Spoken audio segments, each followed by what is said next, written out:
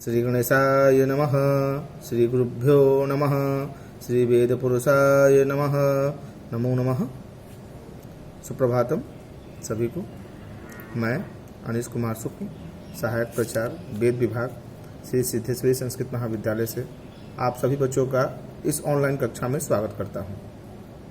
आप लोग को विदित ही है कि अभी जो समय चल रहा है, कोरोना महामारी के चलते हमारे देश में जो स्थिति है उसके चलते हमारा पठन पाठन चाहे हमारे हर एक कार्यों में व्यवधान आया है। इसलिए यूजीसी ने और हमारे विश्वविद्यालय के आदेशानुसार ऑनलाइन कक्षा का संचालन हो रहा है। उसी क्रम में हम लोग निरंतर अपने कर्म में लगे हुए हैं। यह जो ऑनलाइन कक्षा है वह उपशास्त्री प्रथम वर्ष के लिए है। हम लोग प्रतिदिन अपना कर्म कर रहे हैं। उसी क्रम में आज समय पे मैं उपस्थित हूँ। सभी बच्चों से आग्रह है कि वो अपने अपनी पुस्तकें खोल लें और ध्यान दें। हम लोग कल याज्ञवल्क शिक्षा में स्वर वैदिकी प्रकरण में थे और हमारा सप्तविंशति श्लोक तक हो चुका था। आज उसके आगे हम लोग प्रारंभ करते हैं, समय को व्यतीत बर्बाद ना करते हुए, ध्यान में रखते हुए। चलिए श्लोक में लाइए। श्लोक है, संकितम भीतम ओदृष्टम अव्यक्तम अनुनासिकम काक्स्वरम मूर्धिगतम तथा स्थान विवर्जितम विस्वरम विरसम चैव विश्लिष्टम विषमाहतम व्याकुलम तालहीनम च पाठ दोष चतुर्दश। एक बार पुनः। संकितम भीतम उद्धृष्टम अव्यक्तम अनुनासिकम काक्स्वरम मूर्धिगतम तथा स्थान विवर्जितम विस्वरम विरसम चैव विश्लिष्टम विषमाहतम व्याकुलम तालहीनम च पाठ दोष चतुर्दश। इन्होंने पाठ दोष के बारे में बता रहे हैं याज्ञवल्क जी कि पाठ दोष कितने प्रकार के पाठ दोष होते हैं। चतुर्दश यानी 14 प्रकार के पाठ दोष होते हैं बच्चों। कौन कौन? पहला संकित में शंका होना। किस बात की शंका होना? यहाँ याज्ञवल्क जी ने किस बात की बात? हम वेद में, इन्होंने वेद से लिया कि वेद में जो भी है हमारे वेद से ही सब कुछ है। सारी सृष्टि की उत्पत्ति भी हमारे वेद के बाद ही, सब कुछ वेदों में ही निहित है। इसलिए वेद में बोला कि वेद में क्या है तो मंत्र है।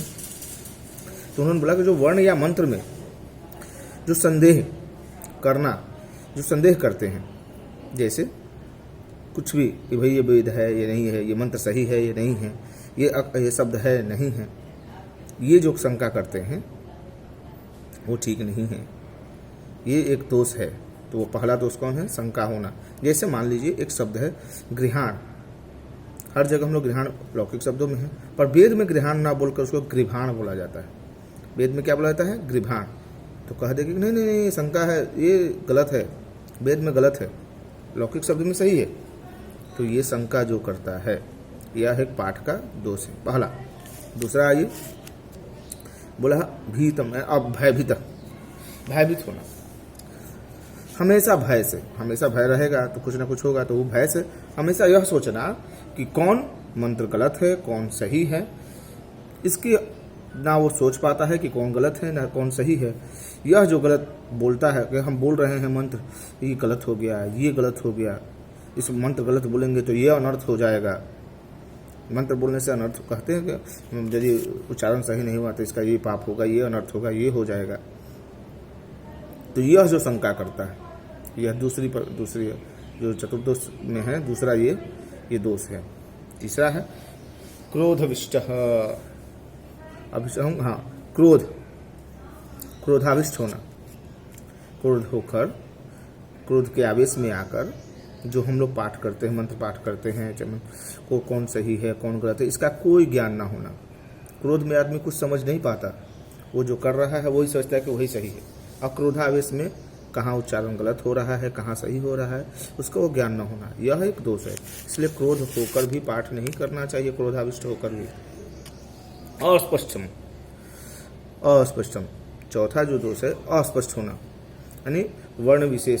कई लोग मानते हैं, ये याज्ञवल्क ने वर्ण विशेष पे बोला कि अस्पष्ट होना, कि उस जाति से लेकर यदि जन्म लिए इस जाति में जन्म लेते हैं तो उनका उच्चारण सही नहीं होता, इसलिए अस्पष्ट होना कुछ लोगों की यह मान्यता है, कुछ लोगों की, सबकी नहीं मान्यता है। अस्पष्ट होना कई अर्थों में लिया सकता है कि वर्ण सब कोई भी वर्ण अशुद्ध बोल सकता है, कोई भी असल, इसमें ये नहीं है कि इस जाति, मैं नहीं मानता हूँ, मेरे मतलब जाति पे नहीं जाना चाहिए। भगवान कृष्ण ने कर्म से प्रधान माना है तो कर्म प्रधान होना चाहिए। पर हाँ, कई लोग मानते हैं कि इस जाति में यदि जन्म लिया तो वो शुद्ध नहीं बोलता, ये हमेशा अस्पष्ट ही बोलते रहते हैं। उनके अनुनासिका, जो नकियाना, हम लोग जो नकिया करते हैं नाक से उच्चारण करते हैं, जो अनुनासिक होते हैं नाक से उच्चारण करना, यह भी एक दोष है बच्चों, इसलिए नाक से उच्चारण नहीं करना चाहिए।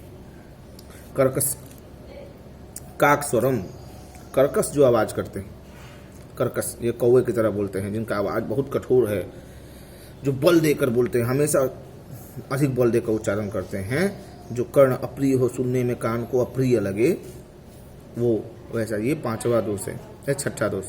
7वां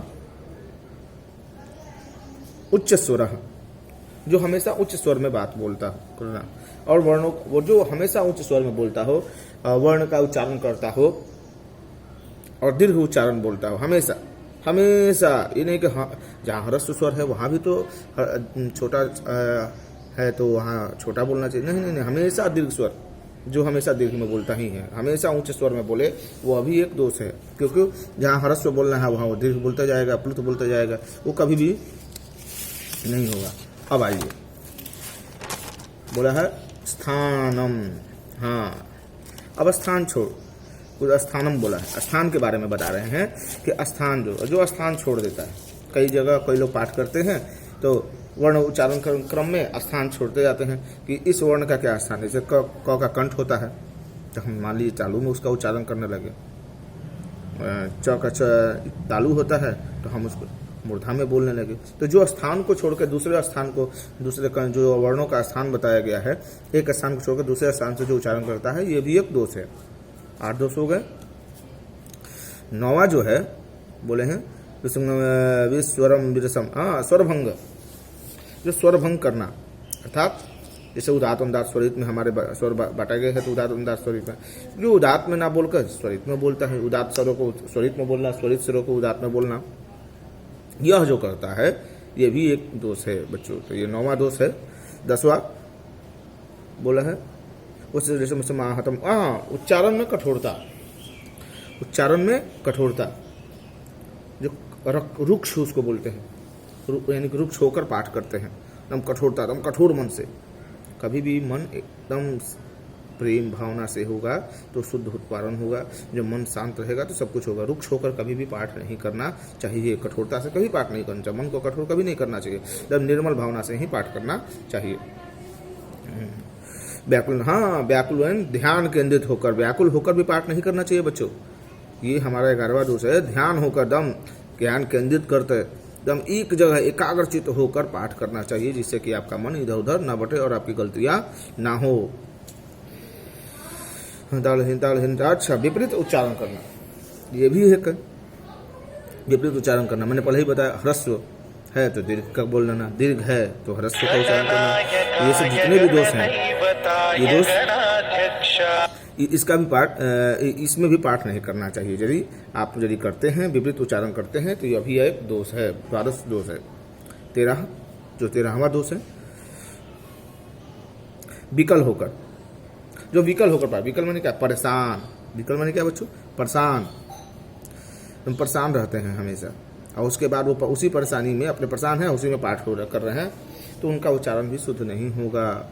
इसलिए कभी भी परेशान हो चाहे दुखी हो तो उस क्रम में पाठ नहीं करना, मंत्रों का पाठ नहीं करना चाहिए। अब अंतिम जो बोले हैं,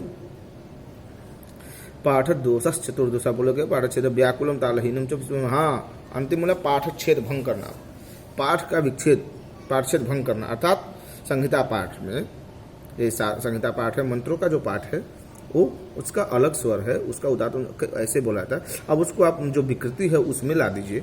आप मन संहिता पाठ कर रहे हैं, संहिता पाठ कर रहे हैं और उसमें पदपाठ का उच्चारण करने लगी, तो यह भी एक दोष है। अतः कितने दोष मैंने बताया, चतुर्दश दोष। चतुर्दश, ये 14 दोष हैं। जिनमें भी ये दोष हैं उनको यह पाठ, मंत्र पाठ नहीं करना चाहिए। इसलिए इन दोषों को त्याग कर देना ही उचित होगा। चलिए अगले क्रम में आते हैं, अगले मंत्र में। अगला जो है मंत्र है, श्लोक है,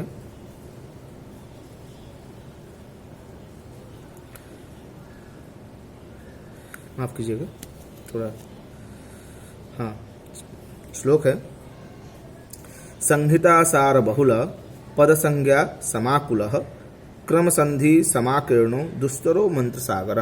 पुनः एक बार देख लीजिए, संहिता सार बहुल पद संज्ञा समाकुल क्रम संधि समाकीर्णो दुस्तरो मंत्र सागर।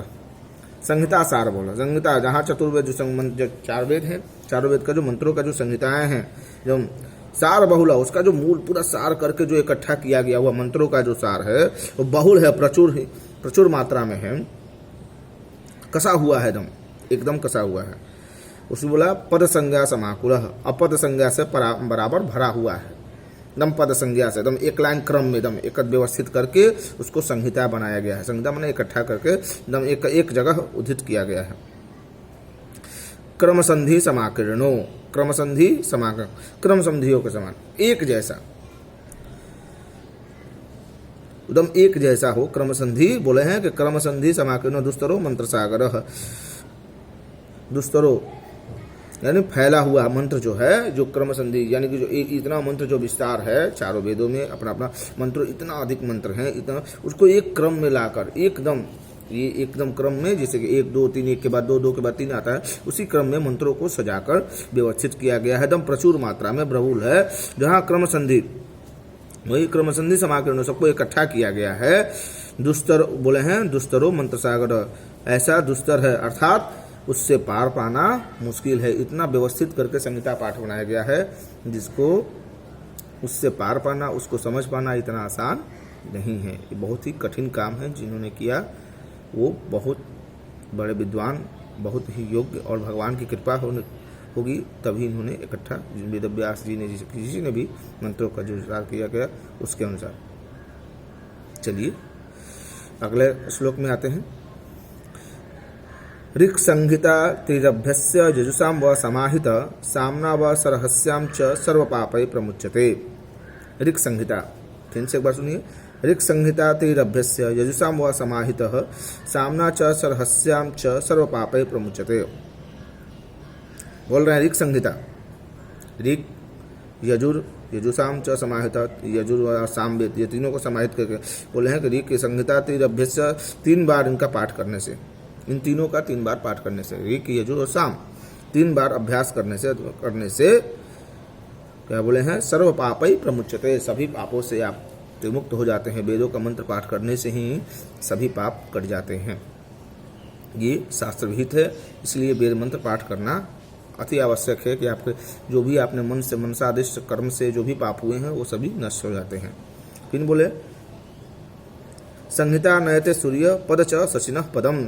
संहिता नयने से जो संहिता पाठ है वो सूर्य पद तक और चंद्र पद तक हमें ले जाता है, अर्थात सूर्य तक हमें, सूर्य का जितना आलोक है, चंद्र का जो आलोक है, जो शक्तियां हैं, वहां तक हमें ले जाता है, उस ज्ञान तक, उस आधार तक, उस शक्ति तक हमें पहुंचाता है। इतने मंत्रों में इतनी शक्ति है कि वो हमारे पूरे पाप का नाश कर देता है और हमें पुण्य का भागी भी बना देता है। अतः बच्चों, वेद मंत्र पाठ हमेशा करना चाहिए। बस आज इतना ही। इस कक्षा में जो भी मैंने अभी पढ़ाया उन सभी को, श्लोकों को आवृत्ति कीजिए, घर में अभ्यास कीजिए, उसके अर्थों को लिखिए, समझिए और याद कीजिए, क्योंकि परीक्षाएं आपकी नज़दीक आ गई हैं। चलिए कल इसी समय पर पुनः मैं उपस्थित हो जाऊंगा। नमो नमः।